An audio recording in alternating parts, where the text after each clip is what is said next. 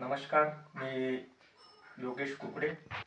माझ्या YouTube channel ॲग्रिकल्चरवाला 24/7 या चॅनलवर मी आपलं सगळ्यांचं स्वागत करत आहे. सर्वप्रथम हा माझा पहिलाच व्हिडिओ असल्यामुळे मी थोडा याच्यामध्ये आपल्याला थोडक्यात माहिती देण्याचा प्रयत्न करत आहे.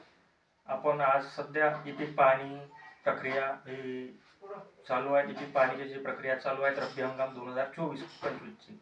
यामध्ये बहुतेक शेतकऱ्यांनी अजूनपर्यंत पीक पाहणी ही आपली करून घेतलेली नाही आहे.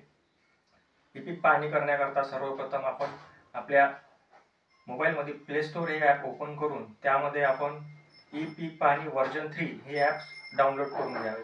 या ॲपवर आपल्याला आपल्या पीक पेराची नोंद चढवणे आहे.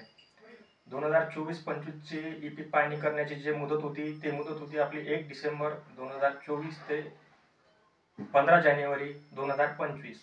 आता फक्त 15 दिवस 5 दिवस पीक पाहणी करण्याकरता शिल्लक राहिलेले आहेत. तरी शेतकऱ्यांनी येत्या या 5 दिवसामध्ये आपला पीक पेरा जो आहे आपला जे रब्बी हंगामामध्ये जे आपण पिकं घेत असतो त्यामध्ये आमच्या भागामध्ये जे गहू किंवा हरभरा या पिकांचे शेतकरी जास्त प्रमाणात असतात. त्यामुळे त्यांनी येणाऱ्या या 5 दिवसामध्ये आपली पीक पाहणी करून घ्यावी.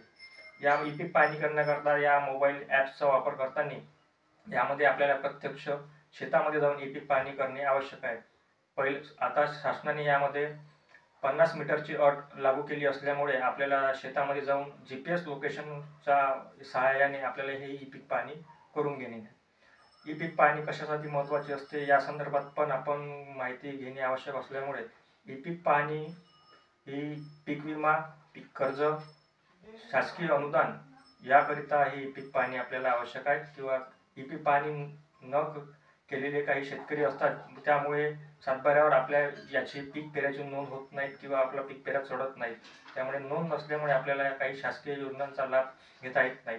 सध्या शासनाने मागील कापूस आणि सोयाबीन याकरिता 2023 अनुदान जाहीर केलं होतं. त्यामध्ये बहुतेक शेतकऱ्यांना याचा लाभ मिळाला आहे. त्याच्यामध्ये सुद्धा त्यांनी ही अट घालून देण्यात आली होती की ज्यांनी 2023 या कालावधीमध्ये पीक पाहणी केलेली असेल, ज्यांच्या सातबाऱ्यावर कापूस आणि सोयाबीनची नोंद असेल, त्यांनाच या योजनेमध्ये हेक्टरी 5,000पर्यंतची मदत जाहीर केली होती. त्यामध्ये त्यांनी ही अट लागू केली होती की पीक पाहणी आवश्यक आहे.